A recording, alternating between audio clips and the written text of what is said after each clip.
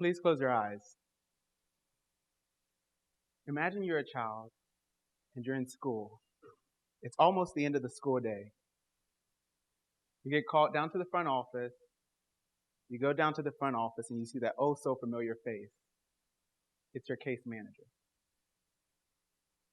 Your case manager tells you that you're not going to the place that you call home. You are now entering the foster care system. Along the ride, you ask questions like, what are their names?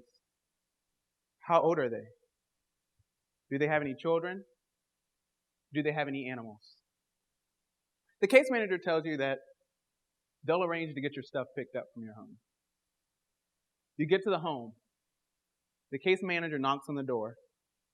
And as you're waiting, you ask questions like, is this it? How long will I be there? Will I be adopted? When will I see my parents? The person finally opens the door. They have hot baked cookies in their hand, and you grab one. The case manager introduces you to the family.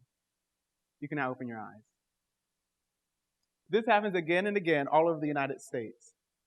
Every time that you think you found a forever home, you move. It's finally your 18th birthday. You've been in this group home for 6 months. You're told, hey, you're going to be 18. We now have to open this bed up for someone who's under the age of 18. You burned your bridges with your case manager, your biological parents, and former foster care placements. You have nowhere to go. This scenario is played all over the United States. That a young man or a young woman doesn't know who to call or where to go for help. They've lost contact with their biological parents, their case manager, and their former foster care placement. The youth finally realizes that all of their support had come from the government. But I know that together we can create opportunities for youth to have access to mentors. This is not a simulation for a lot of people. There are approximately 500,000 children who are in the foster care system. And on average, 20,000 children will turn 18 while in foster care. This process is called aging out. When a child ages out of care, they have no social or family support, and they're expected to make it. My friend Brian was one of those kids. Yes, the system considered him an adult when he turned 18, but let's be honest, he was still a kid in every way that mattered. Brian was not like his luckier counterparts. He wasn't worried about planning for prom, planning to enter the workforce, or planning to graduate. But Brian was planning where he was going to eat next. He was planning where he was going to sleep next. And he was trying to make plans on how he was going to survive. Brian talked to me about nights where he slept underneath a car without a blanket. Brian talked to me about a night where he called his mom from outside of her apartment, heard her phone ringing, her answer it, and asked if he could sleep there, and she said she wasn't home. He told me about nights when he did not know where he was going to sleep, where he was going to eat, and where he was going to sleep, where he was going to live next. Brian went through this for several years, not knowing how to get what he needed. But what if Brian had the ability to access a mentor? But what if Brian had social capital? Social capital is defined as a network of relationships among people that enable a person to function effectively.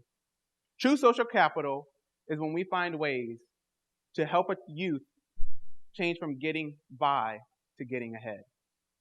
There are programs like the Foster Club Permanency Pact, which provides a commitment between a young adult and an adult, which is a pact like the Permanency Pact. It provides a safety net for the youth and a young adult to make a commitment on permanency and a long-term supportive relationship and expectations of that relationship. The program has helped people like Brian to realize who to go to and where to go for help. and people who've had similar experiences as him. There are programs like the Guardian Ad Litem. Guardian Ad Litem play a vital role in becoming active participants in the child's life, volunteering 1 to 2 hours a month to provide stability and mentorship to children who are in foster care. But what if we take it to the next level? What if we decide to get ahead of the curve and create roles within the child welfare system that focuses on mentorship and pairing children with a positive mentor before they become a part of another negative statistic? The only way that we can change our youth in care from getting by to getting ahead is by understanding that together we can create opportunities for youth to access social capital.